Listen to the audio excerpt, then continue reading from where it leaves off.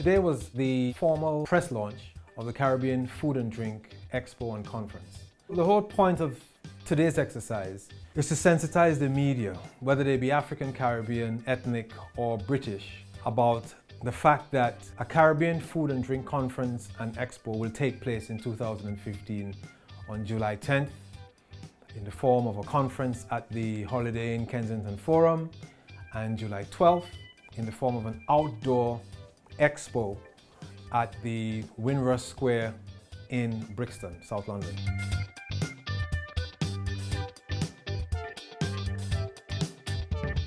My name is Elizabeth Munning-Smith and I'm a hydrogeologist, and at the conference I'll be talking about climate change, food security and the challenges they pose for the Caribbean.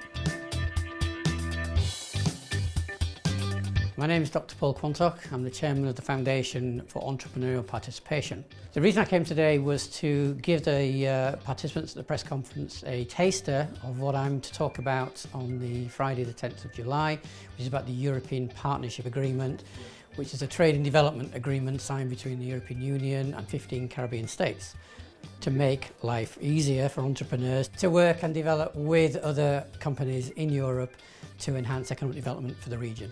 My name is Grace Vanderpool. I'm a diabetes nurse consultant working in West London.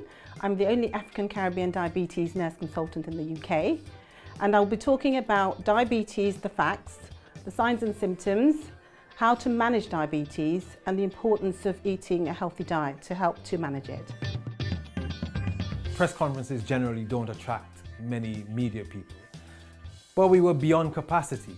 We had 2 food companies come down and showcase their food. We even had one of our drinks manufacturers, and people just loved it, you know.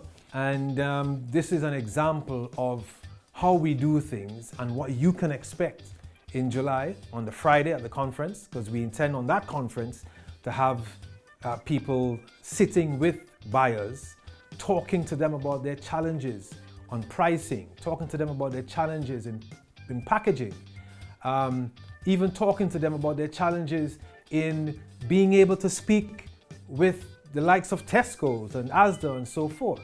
You know, because we think this is important. This is where, as they say, the rubber hits the road for these small businesses. They need to be able to get a leg up to get into the industry, to get their businesses to the next level. Otherwise, we're wasting our time. At the event, we'll be talking about packaging and packaging looking at the waste stream. And from a manufacturer's point of view, well, what does it mean for them? What does it mean for their price point? You know, looking at different materials that can be applied, which makes your manufacturing process more efficient, you know, more cost effective. And therefore, and also when someone is buying your product, it's something that they're really interested in because it has 2 messages, the product and also the consciousness of the environment. Those 2 messages are very, very powerful, especially for island states. The overall reception was very good, and a number of the questions and discussions afterwards were around the use and opportunities for use of the EPA, which is not well known in the Caribbean at the moment. And what we hope to do as a part of the conference is to make people aware, participants aware of the opportunities that are available for partnership, of company partnerships in Europe, and also some of the funding that might be available for them.